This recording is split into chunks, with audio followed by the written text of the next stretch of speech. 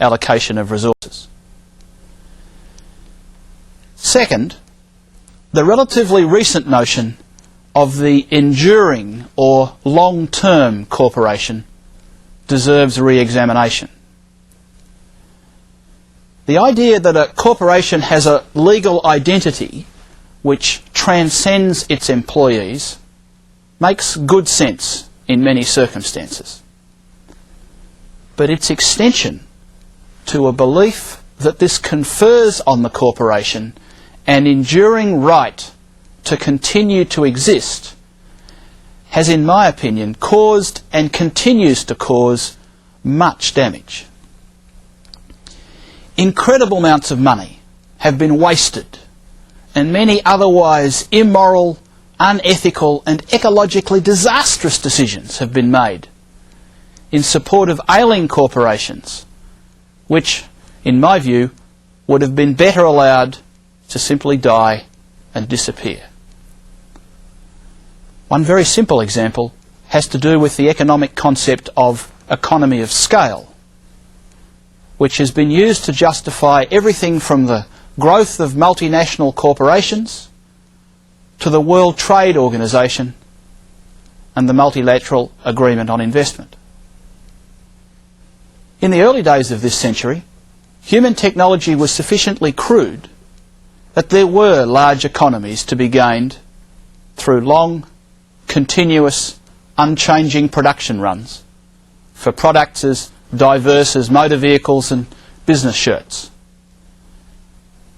As we enter the 21st century, the know-how and technology to make virtually anything is widely available to anyone who wants it, and the viable scale of production has been returned to a size not much bigger than suburban garages. The economies of scale of the next century will be demand-based. Who has the largest customer base? Not supply-based. Who has the largest factory? Successful corporations are already realizing that they will only survive in the future if they're perceived by their customers as adding value. Only our collective belief that corporations are the only real wealth creation vehicles in our society can justify decisions to pump huge resources into otherwise sinking corporate vessels. As I said at the beginning of this presentation, employment, by which I mean doing something someone else wants you to do in exchange for money, is only one way of getting work done. In fact, even in the most developed countries in the world, more work is done outside employment than inside it. Many governments, notably Canada, now include estimates of what is often called the household economy into their economic statistics. And these regularly show that the dollar value of work done outside the formal jobs market easily exceeds a country's GDP. It's my view that it's the meeting of people's needs which really constitutes the creation of wealth. And it seems to me that there is not now and has never been any shortage of unmet human needs. I suspect many of you would agree with me that there's much more to be done in this world than is currently being done. You might even wish to do some of this yourself rather than the things you currently do. However, to repeat something I said a few minutes ago, no matter how important we might feel our families or communities are, we can't see any way in which we could sustain ourselves by concentrating our activities there. Before I attempt to say more about how we might see and do things differently, I'd like to briefly comment on one more unquestioned assumption about the way in which the world of work operates. We also assume that adult life is inevitably divided into two phases: a working phase, in which we'll be productive and create wealth, and a retirement phase, in which we'll not be productive, but will rather consume the surplus wealth we created in our earlier years? Well, once this distinction might have made sense.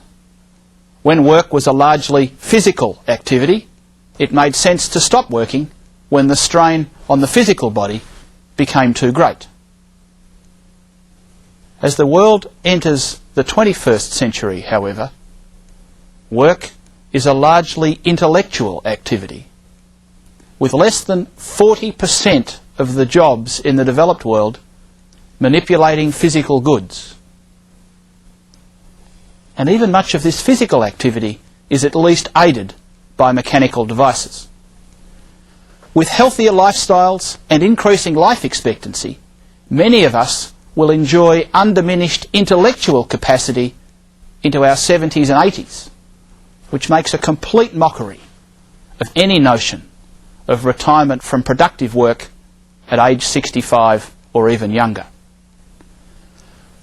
Quite apart from the financial implications of living to be 80 or older, the societal costs of ignoring the wisdom and productive experience of citizens in their third age are simply too large.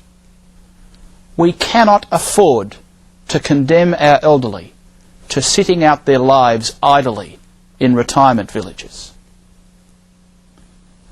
But those in their third age, however, do not want the sort of commute to daily full-time job to which they might have aspired in their earlier years. While they will certainly want to make and continue to make a productive contribution to the world, this is much more likely to be done outside the traditional world of jobs, close to where they live or with people they already know. In my thesis, then, we are observing, or at least yearning for, three trends in the way we work. A trend towards finding meaning and purpose in individual working lives and away from simply having a job. A trend towards smaller scale local production and away from impersonal global corporations. And a trend towards lifetime contribution and away from the artificial early retirement from productive life. I'd also like to briefly mention a fourth trend. I mention this only briefly because I don't have the relevant statistics for all the countries in which this broadcast is being received.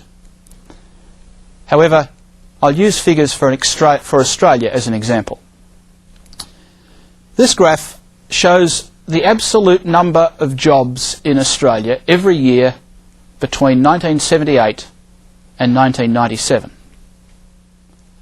As the graph shows, Australia has created virtually no net new full-time jobs over the past 20 years. With the exception of the USA, which is a special case, this trend has been repeated in every nation for which I have statistics. The overwhelming majority of new jobs created in the developed world over the past 20 years have been part-time. This must be a worrying statistic for those in the developing world. The very phrase developing world carries the implication of economic development through the creation of jobs and employment. The reality of the developed world is that this has stalled. To many observers, this trend is a cause for great concern, although I applaud it. A number of books commenting on the trend with titles like The End of Work have recently been published. A full discussion of this trend would take a much longer presentation, but for my purposes here, I quote the statistic to highlight another trend in the world of work, which is converging on the same point as the others on which I've focused in this presentation. I use the word community to describe the common point at which all these trends converge. I'm aware that this word has a historical meaning, but I don't necessarily use the word in the conventional sense of a geographically connected group of people. Conventionally, the idea of community most often has a rural context, or is perhaps synonymous with commune or kibbutz. I intend a rather broader meaning, and would dissociate myself from the often utopian and romantic notion of a community. By a community, I simply mean a group of people who are genuinely close to each other. Thanks to modern communication technology, including the internet, people who share something profound in common can actually be geographically quite disparate. I also use community to describe a certain scale of human connection. Just as Ricardo Semler describes in his book Maverick how he rigorously breaks Semco businesses down to no more than a couple of hundred people, the sort of community that I'm describing is a size which can easily be grasped by all of its members. It's these two community constructs, connectedness and human scale, which make possible the changes which will create a future of work where all can find a meaningful place. Communities, as I use the term, are aggregations of people who intentionally collaborate in the living of their lives. Future communities will not just collaborate to consume, they will collaborate to produce. And thanks to modern technology, their production can be as industrially complex as they choose and can readily be sold into global markets, if appropriate. For the past 100 years or so, it has been the corporation that has been the organising principle on which human productive activity has been built. In a direct reaction to the rigidity and impersonal bureaucracy which so often stifles corporations, the organising principle for the 21st century will be based around communities of interest, and hence will be much more people-friendly. Inside these communities, people can live whole lives. The artificial distinction between work and not work, which inevitably characterises the world of jobs, is less severe. Those who live inside communities have more time for their lives. They don't, for example, waste time commuting to and from their jobs. Communities organise themselves to get done what they perceive needs to be done. Their members scan the field of unmet needs and choose their particular niche. To borrow a Buddhist phrase, they pursue their right livelihood. Communities provide the possibility for right livelihood for all of their members, for all of their lives.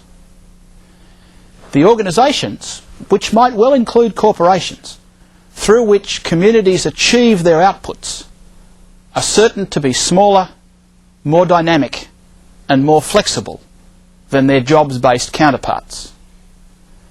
They are certain to value the human inputs to their operations at least as much as the financial inputs, if only because both are more likely to come from the same sources. Communities are all about enduring relationships, not just an endless series of one-off economic transactions.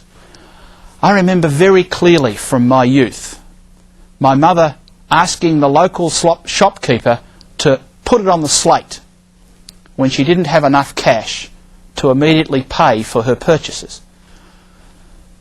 Not all transactions were put on the slate, and strangers were always charged full price. In fact, much to the amusement of the locals, before every item was individually priced, strangers were often charged a premium price. But when locals did business, their personal circumstances were an acknowledged part of the transaction and tangibly affected the price paid. The best organisations in our modern world already approximate this kind of community.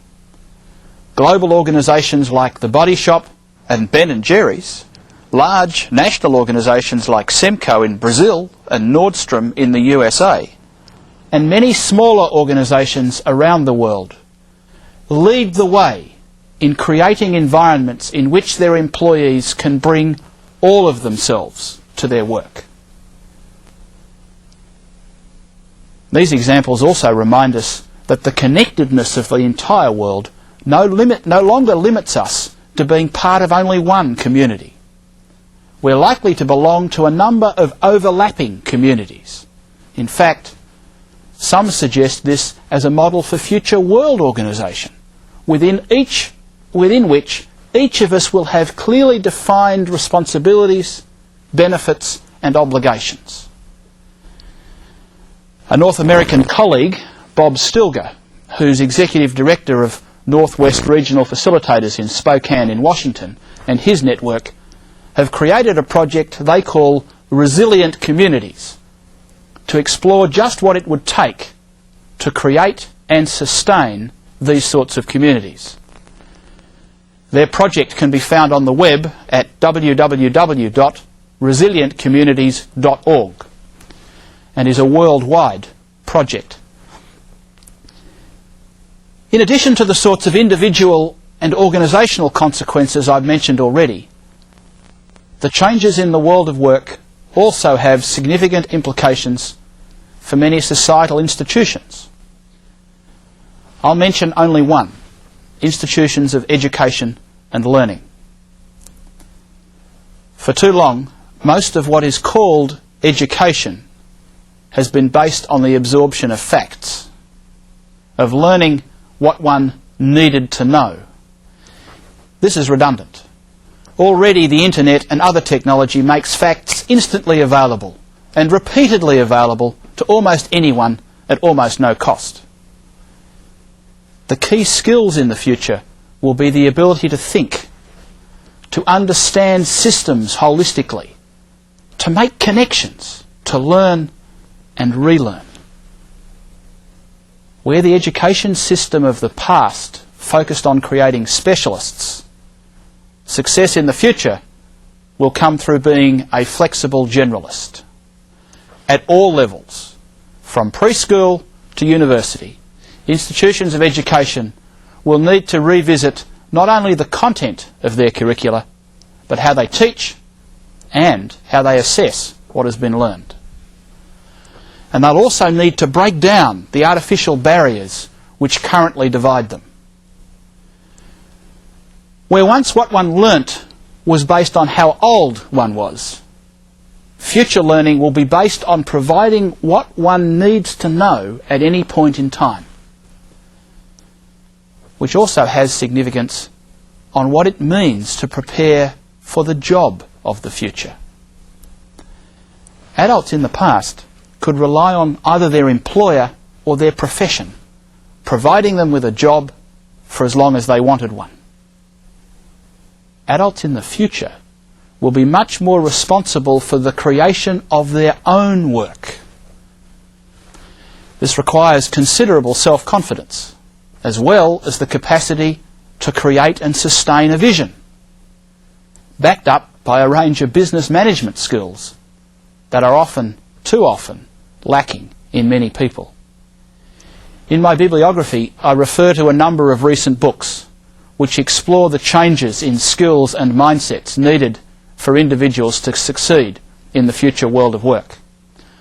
I'd like to conclude, however, with some practical suggestions for steps we can all take to create communities within which could be created a preferred future for work. The first step has possibly already been taken in this broadcast.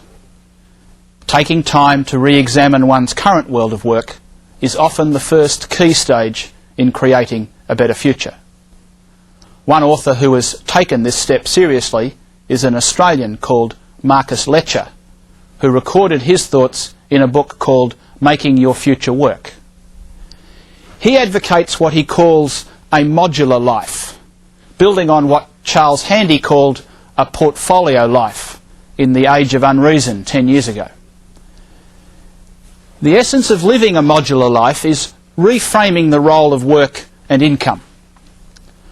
Rather than seeing one's job at the centre of life, with the money earned there being redistributed throughout the rest of one's life, the centre of a modular life is what used to be called a vocation or a calling. This core module is chosen not just for its potential income earning capacity, but because it allows us to express our true talents and abilities. And those living modular lives look at the potential for all aspects of their life to contribute to their financial needs. In the example that is currently on the screen, the central character reframes their interests in pets, sport, and food to allow continued enjoyment of these pleasures, while at the same time having them provide a source of income. It is this aspect of modular lives which is most in harmony with the trend towards part-time jobs in the developed world. One beauty of the modular life concept is that its creation can take place gradually without having to quit your job first. I know personally of many examples where the intent to create a modular life has caused significant and unpredicted but very manageable shifts in people's lives. Second benefit of an intent to create a modular life is that it brings into focus the real needs which exist in our communities. In the face of the day-to-day pressures of the job, these needs are often either overlooked or assumed to be someone else's responsibility. The following slides list just some of these needs which tend to get overlooked. Ecological restoration and conservation, ensuring sustainable consumption and resource use, provision of lifelong education for all, the creation of distinctive and innovative cultural products, care of the commons, support for the disadvantaged, maintenance of community infrastructure, and most importantly, celebration. Developing a way to meet these needs may just be the trigger needed to put together a modular life and to make the world a better place. Organisations too can play their part. The ruthless downsizing and corporate raiding which marked the 1980s has been emphatically demonstrated, even by its most ardent admirers, to have produced few, if any, lasting benefits. There are an increasing number of prominent examples of corporations which have done well by providing meaning, purpose and security for their employees. One way in which this trend will continue will be through employee ownership of their employing body, either directly through shares or indirectly through pension funds. Employees already own a significant proportion of major companies. And with examples such as the Mondragon cooperative network in Spain to follow, new worker-owned and managed enterprises will be created and will flourish. Those who grew up in the 1960s and 70s were promised a secure, stable world of work, provided they played their required roles. Breadwinner for the males, housemaker for the females. Those who reach adulthood in the next century will face a much less secure world of work, but will be able to choose their roles in life from a vastly expanded field of opportunity. They will also find much more to do than they ever could have imagined, and doing it will be much more rewarding. Thank you, Mr. Brass, and let us continue with the second question and answer session. Our first question comes from the Colegio de Bachilleres Estado de Sinaloa, and if we may have the question, please. Considering that the workforce, the more intelligent and more skilled workforces guarantee a higher productivity, which at the same time bring about a greater tendency for economic growth of the countries, what programs should governments implement and also educational institutions in order to train and prepare more efficiently the new generations who are currently studying? An excellent question, and Mr. Brass, if you could address that one, please.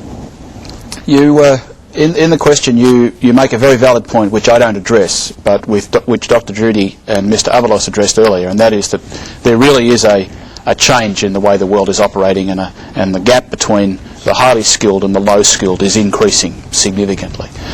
And given that it is the high skilled that are providing the increased productivity, that is where a lot of focus is taking place. But I share the view of my colleagues here that it is the bridging of that gap that is critical. The world will educate the high skilled ones. It is the bringing up the skills of those at the bottom that is the most critical. Thank you, Mr. Brass. Our next question comes from the Universidad Espiritu Santo in Ecuador. The question, please.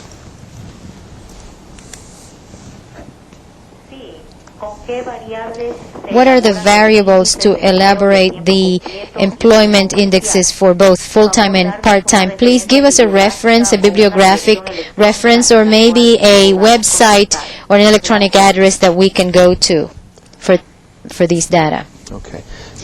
Mr. Brass? That graph on part-time and full-time work that I showed comes from the Australian Bureau of Statistics, and the web address is abs.gov.au.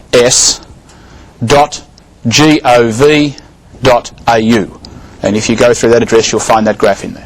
Very good. I think, and follow up to that question, if there are others like that, please fax that to us, and the speakers and all the presenters will make sure that the ITC sends that out. Thank you. And the next question, please. Okay. The next question comes from the Servicios Educativos Integrados in Toluca, Mexico. And the question.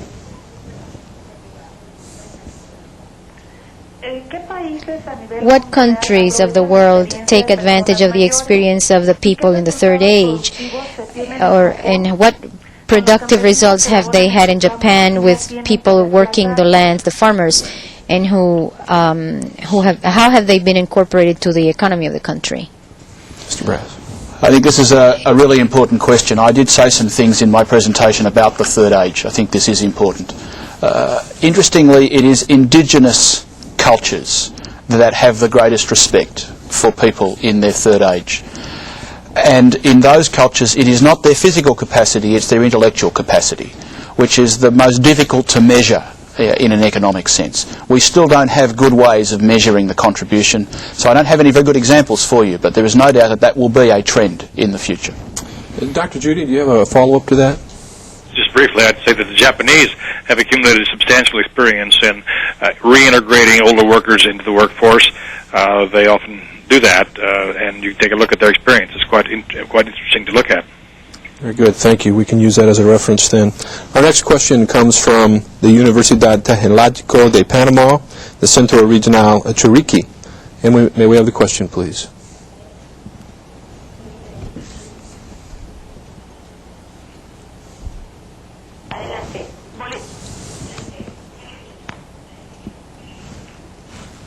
Okay. All right. We're going to move to a question from the Universidad Tecnológica de, good name, Nazahuacatil in Guanajuato. The question, please.